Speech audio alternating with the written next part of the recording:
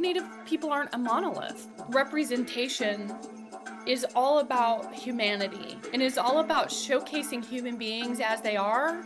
Is it just me, or has the representation of Native women in media made a ton of strides over the past few years? I mean, you have films and shows like Prey, Reservation Dogs, Spirit Rangers, Rutherford Falls, Dark Winds, and Echo.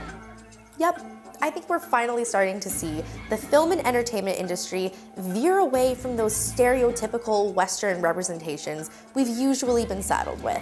No pun intended. And what's even more exciting is the representation behind the camera by Native women writing, directing, and producing. Hi, I'm Cheyenne Barefoot, a Native woman in media and your host of Sovereign Innovations. And in this episode, we're celebrating the power, the stories, and the brilliance of Native women in film.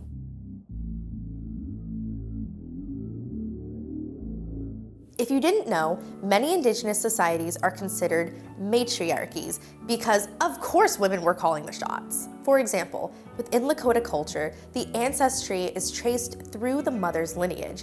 In the story of the White Buffalo Calf Woman, she was the one who brought Lakota spirituality and the spiritual pipe. Today, Indigenous women are using these traditions and knowledge systems to create art that pushes boundaries and rewrites the dominant narratives. I spoke with the writers of the film Fancy Dance to break down the complexity of Indigenous women on the screen.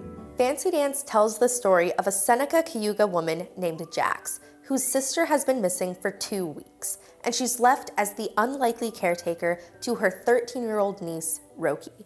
The two of them set out on a road trip to try and solve the woman's disappearance. This is really a story about love and community and relationships and how we as Indigenous folks lean on each other and our relationships with each other to kind of withstand oppressive systems pushing down upon us. This film explores Indigenous forms of motherhood and the responsibility that comes from the value systems in Indigenous communities to care for our relatives. Indigenous representation in films wasn't always this thoughtful and complex, though. One of the earliest depictions was a short by the Edison Company showing Native children walking in and out of the school. As the years go by, you get fabricated representations like Nanook of the North and natives wreaking havoc on the lives of settlers in the many Wild West films and TV shows. Now, mind you, a lot of the actors portraying natives in those particular genres weren't native. 100 years after our first film with the Edison Company, Indigenous creatives were finally going to take back the narrative. They were going to create stories about their upbringing on reservations or their experiences living in the city.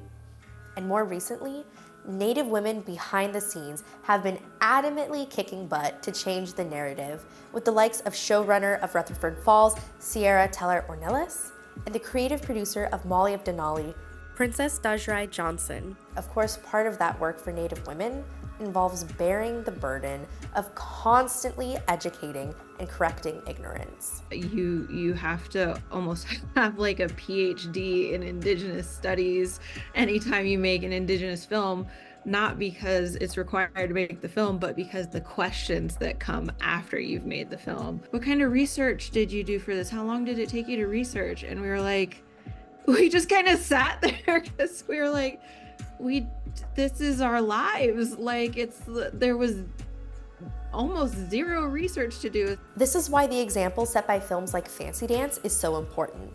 It gives Native women sovereignty over their stories that they already know.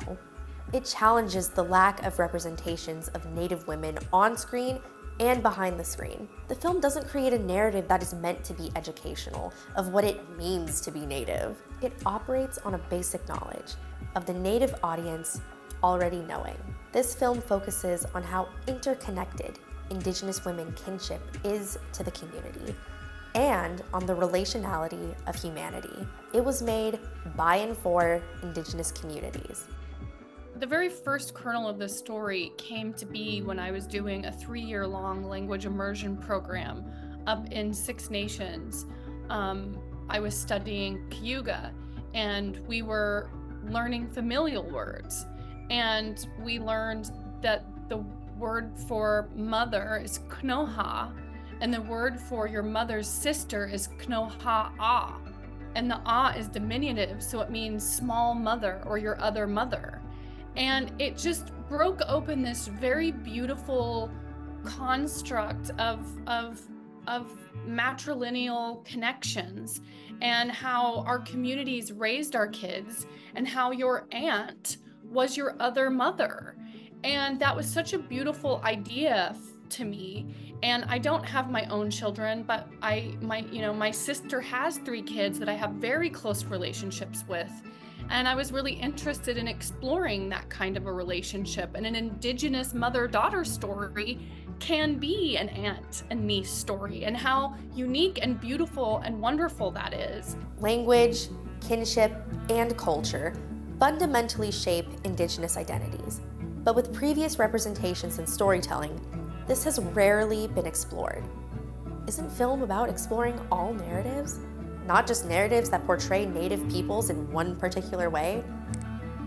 Cinema would be so much richer and more nuanced with narratives that explore that true humanity of people and all of their colors, not placing an entire community in a limited box of who they can be and what they can explore. Fancy Dance showcases the true nuance of what it means to be a good relative to your community and, most importantly, your family. But it doesn't shy away from having the main character doing bad things. She steals, but that doesn't take away her humanity.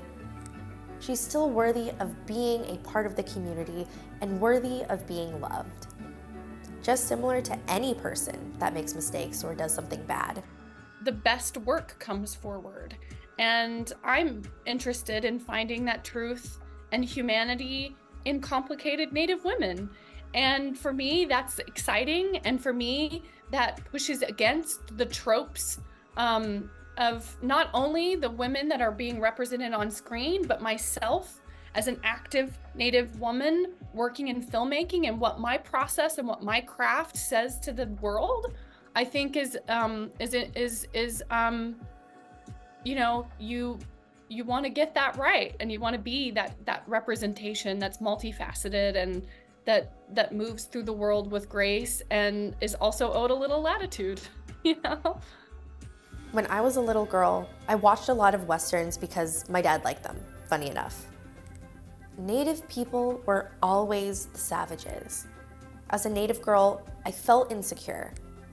But at 10, I wish I'd known the beauty of Irene Bedard, the humor of Jana Schmieding, the wit of Paulina Alexis and Devery Jacobs, or the bravery of Lily Gladstone. And this is for every little res kid, every little urban kid, every little Native kid out there who has a dream. The media that's come out over the past decade, but especially the past 4 years, has given me so much joy. And I know this isn't the end. I know we're going to continue to get more complex and nuanced films about Indigenous peoples in theaters. And while Lily Gladstone may have lost, there have been some incredible strides in this campaign. And besides, it's going to take a lot more than that to discourage Native women.